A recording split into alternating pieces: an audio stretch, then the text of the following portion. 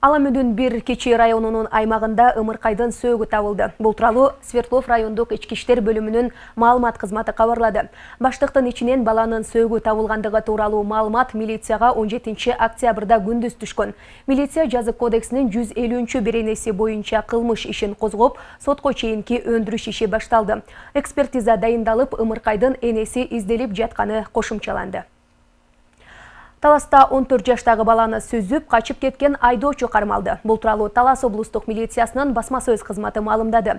15 октябрда түнкү саат 3:50 чамасында Toyota Windom автоунаасынын айдоочусу Манас районунун Чоңкапка айылында жол жээгинен 14 жаштагы баланы сүзүп, качып кеткен. Өспүрүм ошол жерден жан берген. 16 октябрда кылмышка шектүү катары Манас районунун Май айылынын 30 жаштагы жараны кармалган. 18 октябрь күнү Манас райондук соту тарабынан 2 айга камалды. Кыргызстанда 19 октябрга карата коронавирус 93 адамдан аныкталды. Сутка ичинде COVID-19 илдетинен 2 бейтап каза болгон. Бул тууралуу республикалык штабтан билдиришти. Аймактар боюнча алганда Бишкек шаарында 49, Чүй облусунда 31, Ош облусу 1, Ысык-Көл облусунда 12 адамдан илдет табылган. Ал эми бир суткада 74 адам илдеттен сакайып чыкты. Бүгүнкү күндө стационарларда коронавирустан 571 бейтап, амбулатордук түрдө 527 адам дарыланууда. Кыргызстанда пандемия башталгандан бери 180.006 адам коронавирус жуктурган. Алардын ичинен 174.766 киши айыгып чыкса, 2638 адам каза болду.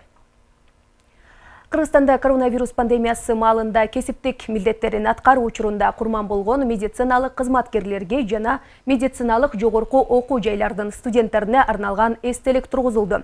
Анын ачылышына 19 октябрда мамлекеттик катчы Сүйүнбек Касмамбетов катышты. Эстелик Иса Акунбаев атындагы Кыргыз мамлекеттик медициналык академиясынын башкы корпусунун жанындагы гүл бакчада орнотулган.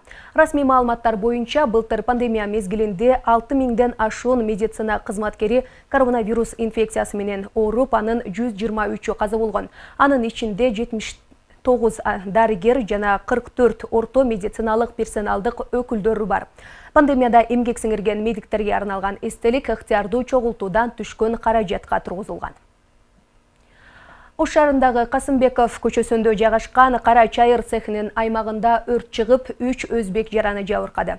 Бул тууралуу Өзгөчө кырдаалдар министрлигинин маалымат кызматы кабарлады. Билдирмеге караганда, цехте 16 чарчы метр кара чайыр күйгөн.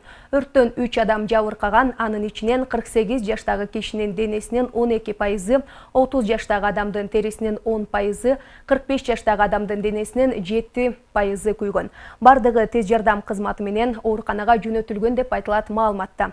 Учурда өрттүн себеби такталып жатканы кошумчаланды.